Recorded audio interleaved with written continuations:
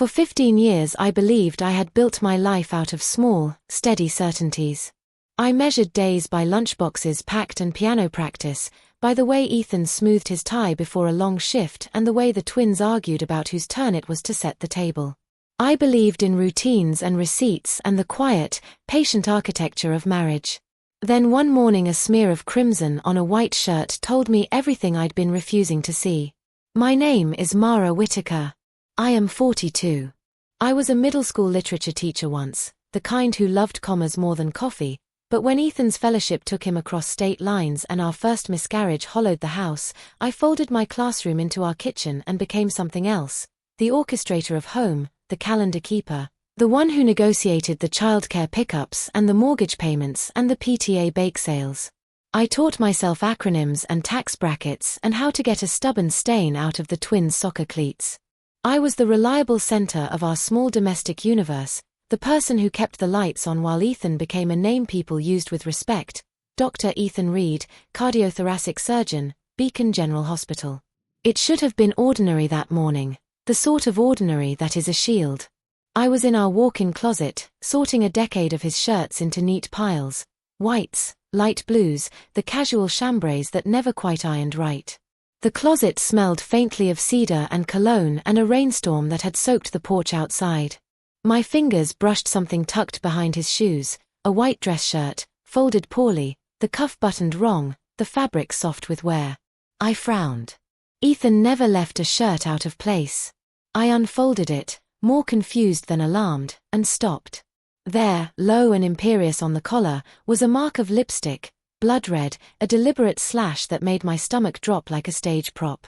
For a heartbeat I let myself think of mundane explanations, a guest who had come by, a hurried farewell, a misplaced touch. Then his phone on the kitchen counter did the thing it is supposed never to do, stay. He never left his phone unattended. I had married a man who scheduled his breaths, who used his calendar to bargain with time. He had left it, screen dark, keys in the bowl. It felt like permission.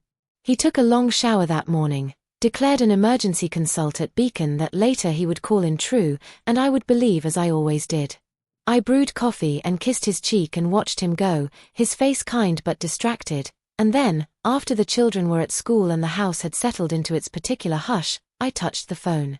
I know how many people panic and fling open phones like safes. That's not me. I am quieter. I am not the sort to break the world to see what lies beneath. But there was a message thread, and one peek was all it took for my world to tilt. Lydia Hayes, last night was incredible. Can't get you off my mind. When are you free?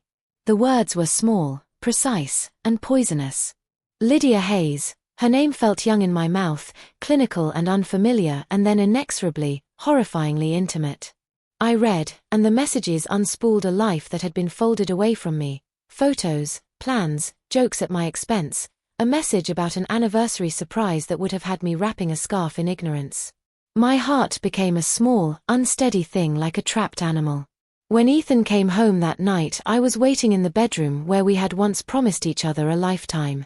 I asked, quietly, "Are you sleeping with Lydia Hayes?" He did not flinch.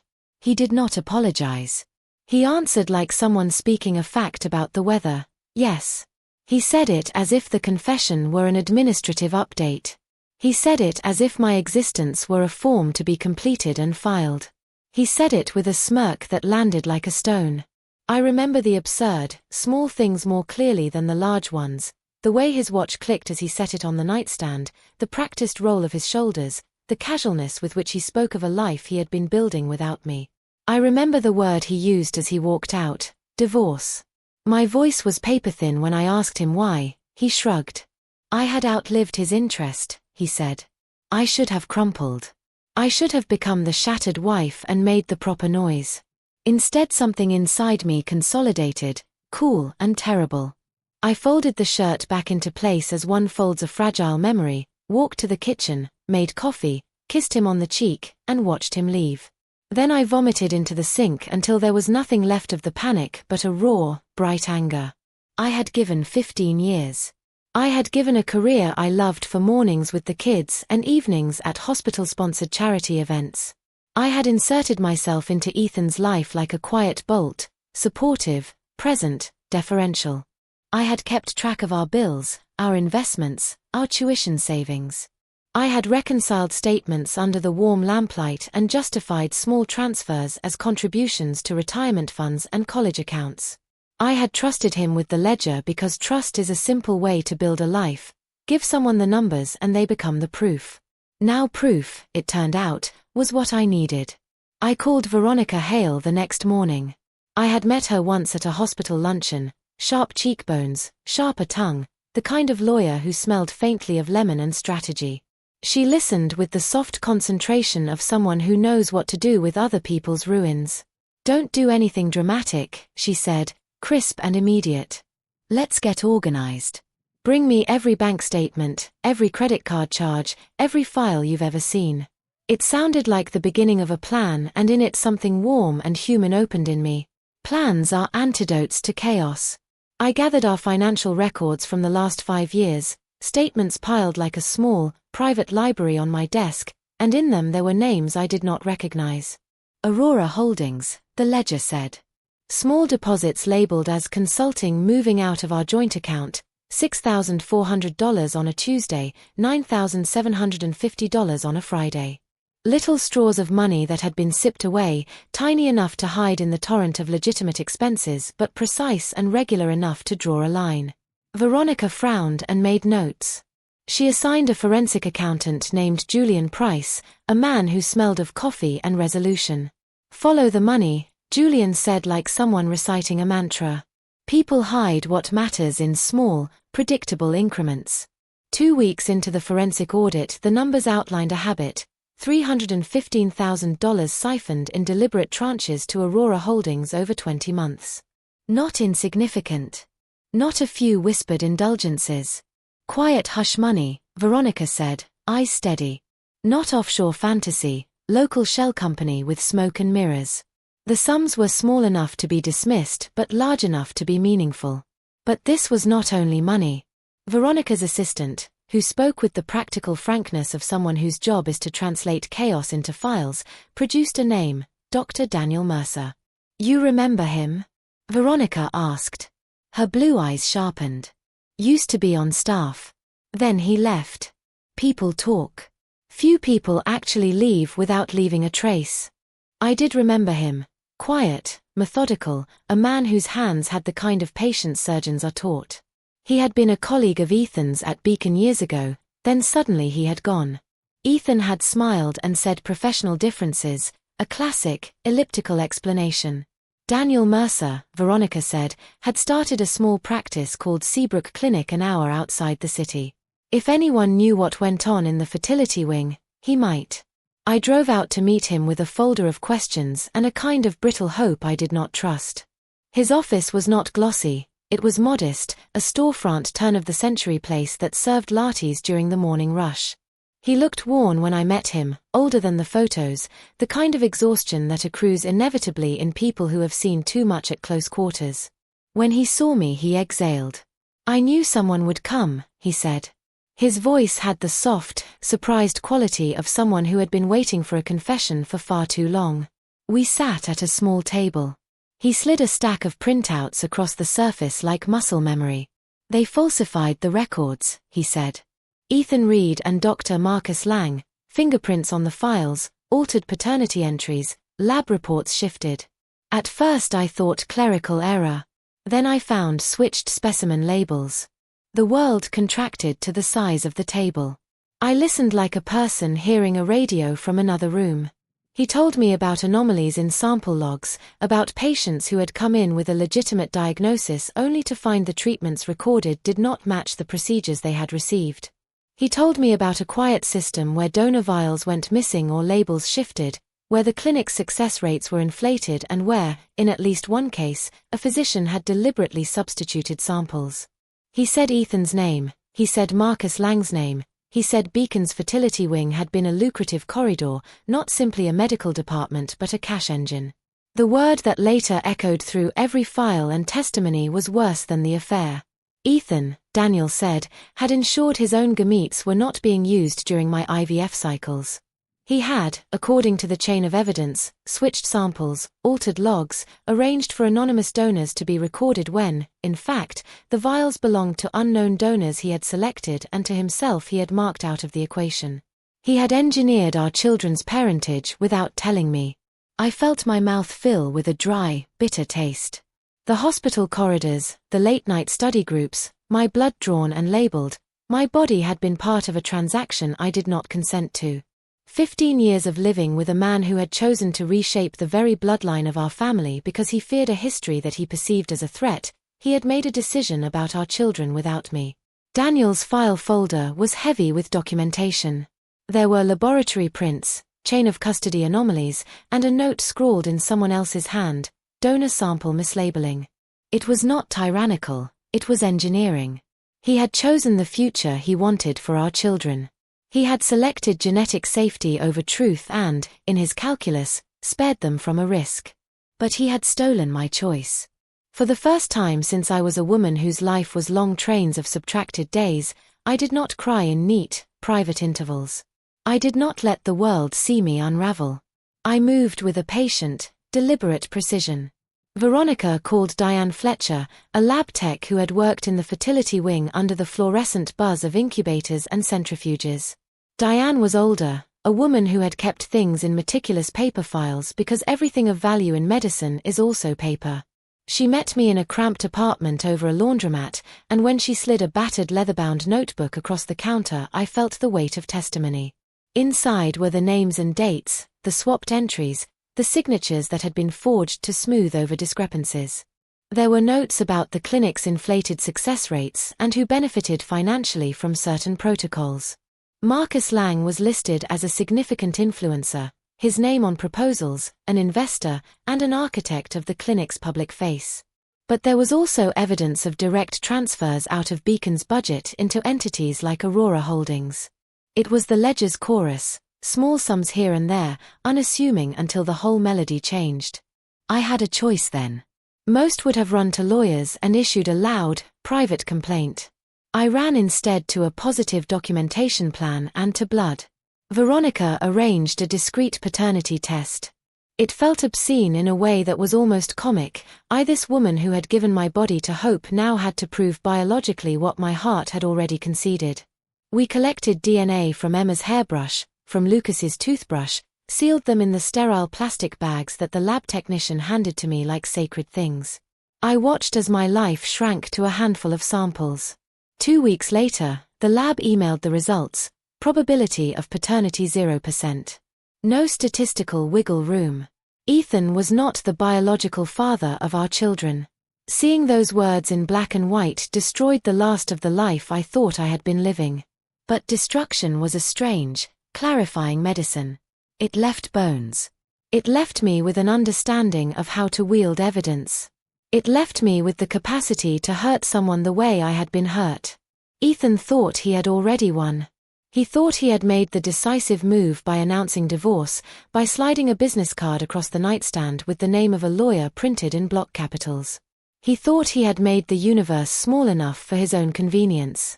He had no idea that a quiet, stubborn thing was being built in my kitchen, an apparatus of proof and pressure that would make his public life untenable. I did not rage openly. I learned quickly that fury is often a poor legal strategy. Instead I performed grief like a costume. I signed mediation papers and nodded and agreed to things that looked like concessions. I smiled at school drop-offs. I baked cookies for the PTA and wept into my pillow when the house was empty. I let him believe he had rendered me docile. Meanwhile, Veronica and Julian followed signatures and sleights of hand. They found shell corporations registered under aliases, bank records that shifted through multiple accounts and returned like laundry in the wind. Aurora Holdings was a nexus of money, consulting fees, administrative expenditures, small transfers that accrued into a soft fortune. We unspooled everything slowly, like undoing a braiding of rope. Veronica's office was methodical and brisk. Julian's forensic spreadsheets spoke through columns and charts. He found auditors whose records had been handwritten over, invoices sent to fictitious consultants, payments to individuals whose names were half remembered. The total Julian placed on my table was larger than I had imagined, $412,800 over 2 years. Not just cash but pattern, timing and method, regularity and concealment. The money hid guilt. It hid payments to people who should not have been paid, to a trajectory of hush that left women orbiting a particular clinic without understanding the gravity of the center. We found a woman named Meredith Cole who had been on staff at the clinic and had quietly kept physical records tucked away in filing cabinets no one else had thought to search. She had been dismissed, the official explanation flabby and vague, but she had kept a ledger and a bite of conscience. She handed over patient charts and lab logs and a journal that trembled when I opened it. Page after page, there were notes in Meredith's careful script, mismatched labels, donor catalog errors, a list of dates. There were also names, Ethan Reed, Marcus Lang, inked where they did not belong. Some of the donors were never donors at all, Meredith said, voice thin. Someone chose vials. Someone switched them. She sounded as if she were revealing something small to be gentle. It was not small. It was a moral abomination, the substitution of identities and the playing of fate with other people's children. We engaged an investigator, a man named Caleb Hargrove, who spoke like someone who'd built a life unpicking lies. He found patterns in travel notes, dinner tabs, and hotel receipts. He tracked Lydia Hayes' movement and found a web, dinners, late-night research collaborations, where professional and personal lines were blurred and then crossed. He uncovered a string of emails on a secondary work account, a private address Ethan used that I had never seen. He found payments to Lydia's account from an entity called Meridian Consulting, an account that led back, through a series of shell companies, to Aurora Holdings. The more I learned, the more lucid my plan became. There was something that Ethan had underestimated, the public nature of his life. For all his surgical brilliance and the quiet deference patients gave him, part of his power depended on the hospital's trust. He had cultivated a reputation like a cathedral, stone and light and the careful placement of candles. That reputation was a brittle thing. It required maintenance and tended to crumble under sustained scrutiny. We did not want private revenge. That felt small. We wanted structural ruin. Not ruin for ruin's sake, but dismantling the apparatus that allowed such betrayals to happen. Medicine is built on trust. If the trust is a lie, the consequences cascade. Veronica contacted Agent Michael Carter, one of those federal people who had been waiting for a reason to act. He arrived with quiet, unglamorous authority, a badge, a folder, and an expression that understood how governance sometimes has to burn things to stop them spreading. He listened to the files and then nodded as if he had expected this. "You're doing the right thing," he said to me once, not in consolation but in recognition. "People like this rely on silence." We arranged, slowly and carefully, a public exposure. There are technical, legal ways to bring down a surgeon of Ethan's standing. There are board meetings and peer reviews and licensure processes and federal statutes about medical fraud and wire transfers. We pursued them one by one, like clearing stones from a riverbed, civil deposits, criminal referrals, the hospital board's oversight committee. Each piece of evidence was a hand on the rope that pulled him toward accountability. The DNA was the hinge. The paternity tests, the lab logs, Meredith's ledger, Julian's spreadsheets, all lined up and dovetailed. Veronica and Agent Carter engineered the path to the Beacon Annual Gala, the hospital's big night when Ethan would speak and be applauded. It was an irony that made me smile, some cold center of humor in the midst of fury. He loved the ceremony of applause. It nourished him. We did not go in guns blazing. I wore a quiet black dress, the kind that erases rather than announces. I did not stand on stage. I sat at the back of the ballroom, a small, composed figure. He took the podium, his voice measured and resonant, and for a moment I felt like someone watching a performance in which I had once played a part. He spoke about ethics in medicine, sacred trust, the covenant between doctor and patient, the words he'd used for years as if moralities are something you can recite and be absolved by. By then the hospital board had seen the file. The DA had seen the reports. Agent Carter waited at the exit with the quiet patience of a man who knows a downed giant's confession is the public's right. When he stepped down from the stage, chuffed by his own rhetoric, the room rippled with the dented seam of realization. A representative of the hospital's oversight committee approached him, papers in hand. 2 hospital administrators then quietly took Ethan aside. What followed felt like a pivot in time. There is a peculiar publicness to disgrace that is both sanctifying and absolute. He was allowed the last practicalities, the suitcase he had been packing before the night of the lipstick, the phone calls he made to arrange logistics. I watched him move through the rituals he had once commanded with effortless arrogance. Then men in plain clothes escorted him away. Agent Carter read him the charges: medical fraud, financial malfeasance, tampering with medical records. He listened, and then he was taken. The arrest was not theatrical. There were no shouting crowds. It was precise and ordinary, like the rest of his life had been. The fallout was loud in its legalities rather than in the personal noise of a melodrama. Beacon suspended him pending investigation. The fertility clinic was shut down pending a comprehensive review. Aurora Holdings accounts were frozen. The hush money trail clattered into public records like a chain of small, incriminating birds.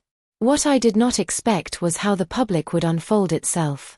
There were families, mothers and fathers who had come to our meetings with the quiet resignation of the betrayed. They sat with us and told stories of appointments that never matched bills, of children who wondered why their medical histories contained contradictory notes, of anxieties about hereditary disease. Some refused to believe at first. Some wept in my kitchen. We were not alone in being victims of arrogance masquerading as benevolence. There was another person on whom a spotlight fell, Lydia Hayes. The press, with their efficient curiosity, began to follow the romantic subthread of the scandal. Lydia's background emerged like a peeled onion. Her mother, it turned out, had been a patient years earlier whose valve surgery had been plagued by complications. There were rumors in the hospital corridors, rumors as old as the need to explain tragedy with myth, about complications and careless nights. The private investigator's report suggested a complicated, painful history. Lydia's mother had complained, the hospital record had been sanitized. The narratives sometimes hurt more than the facts did. But the point was not to gloat, the point was to dismantle an apparatus of lies.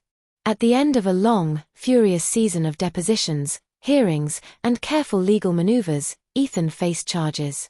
His professional license was suspended, later revoked. The criminal case took its course and culminated in a conviction, for fraud, for altering medical records, for financial crimes. He received a sentence that would keep him away from operating rooms and positions of trust for a long time. The civil cases, lawsuits by families who had discovered unexpected paternity results, by couples who had spent years trying to conceive only to find their hopes rerouted, stacked like a ledger of moral accounting. Beacon refunded fees, paid settlements, and engaged in a public healing exercise of audits and independent reviews. The fertility wing became the subject of an overhaul. And me. They removed the title Mrs. Reed in the legal sense and returned to me as Mara, a woman who had learned the bitter arithmetic of betrayal. But the story's end was not a neat, cinematic triumph. There were costs that did not show in headlines. There were conversations with my children where I had to decide how much they should know and when to shelter them. There were nights when I waited up and felt the jar of absence more than the echo of justice. Truth is not an ointment that heals everything. What I had, though, after all the hearings and the long-cooked legal battles, was a sense of choice returned to me. I had been wronged in a way that touched the marrow of my family and my body. I had been made to feel small, as if my consent were a negotiable thing. I undid that with the same care I had once given to lesson plans and PTA meetings. I made a document each morning like sacrament, the calendar of what to do, the names of phone calls to be made, the times to sit with the children and read, a list of things that anchored me to the world beyond the courtroom. I found ways to be ordinary again because ordinariness is its own kind of resistance. One winter day, months after the arrests, I sat in a courthouse bathroom and retrieved my children's DNA results from my phone, not because I required vindication anymore but because seeing the numbers had once been the only way to make the intangible tangible. Their probability of paternity still read 0%. I let the numbers be what they were, proof of a life Ethan thought he could redesign. I walked back into the courtroom and watched as families gave testimony that was raw and brave. I sat for hours and listened. The legal system is an imperfect instrument, but it responded. People asked me afterward if I had wanted to destroy Ethan. Some asked if I forgave him. Neither question held much interest for me. I had wanted accountability, the kind of accountability that prevents repeated harm.